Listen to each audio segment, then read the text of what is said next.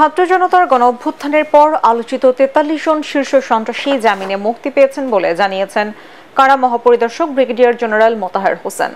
পুরান ঢাকার বকশীবাজারে কারা অধিদপ্তরের কনফারেন্স হলে সভায় তিনি জানান, কারাবন্দী আওয়ামী লীগের ৩৭ জন মন্ত্রী এমপির মধ্যে ৯ জন ডিভিশন পেয়েছেন, বাকিরা আবেদন ও আদালতের আদেশের ভিত্তিতে ডিভিশন পাবেন।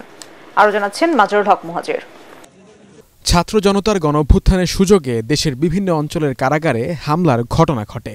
এতে একদিকে বন্দীরা যেমন পালানোর সুযোগ পেয়েছে, সেই সাথে ঘটেছে অস্ত্র লুট ও হামলার ঘটনাও।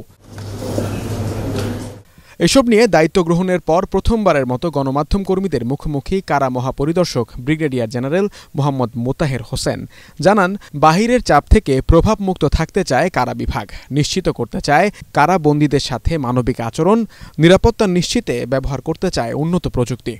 চ্যালেঞ্জ হচ্ছে আসলে কারাগারের অভ্যন্তরে মাদক প্রবেশ নিয়ন্ত্রণ করা এবং জিরো পর্যায়ে নিয়ে আসা। উৎপাদনমুখী প্রশিক্ষণের ব্যবস্থা করার জন্য আমরা একটা পয়েন্ট অ্যাড করেছি এখানে, যেমন বন্দীদের প্রোটিনের সংখ্যাটা, প্রোটিনের পরিমাণ যেটা আছে এটাকে সংশোধন করার জন্য বলেছি। আমরা কারা ডিপার্টমেন্টের অফিসার এবং কর্মকর্তা কর্মচারীদের গ্রেডের উন্নতিকরণের জন্য প্রস্তাব প্রেরণ করেছি। তারপর কারাগারগুলোকে মেট্রোপলিটন এবং জেলা কারাগার হিসাবে আলাদা করার জন্য প্রস্তাব করেছি। আমরা ওপেন জেল স্থাপন করার জন্য প্রস্তাব করেছি। আমরা ভার্চুয়াল কোর্ট চালু করার জন্য এবং পরিচালনা করার জন্য প্রস্তাব করেছি। এ সময় সাংবাদিকদের প্রশ্নের জবাবে আইজি প্রিজন বলেন, অভ্যুত্থানের সময় হামলা করা হয় ১৭টি কারাগারে, এখনও পলাতক ৭০ জঙ্গি। এরকম ৪৩ জন বন্দী ইতিমধ্যে কারাগার থেকে জামিনে মুক্ত হয়েছে। টোটাল সবগুলো মিলিয়ে আমাদের টোটাল ১৭টা কারাগারে বাহির আক্রমণের শিকার হয়েছিল।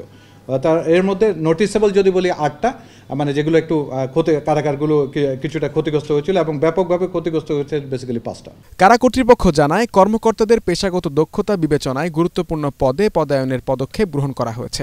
এছাড়া কারাগারের দায়িত্বে থাকা দুর্নীতিগ্রস্ত কর্মকর্তা কর্মচারীদের বিরুদ্ধে তদন্ত সাপেক্ষে ব্যবস্থা নেওয়া হবে। মাজহারুল হক মুহাজির, এটিএন বাংলা, ঢাকা।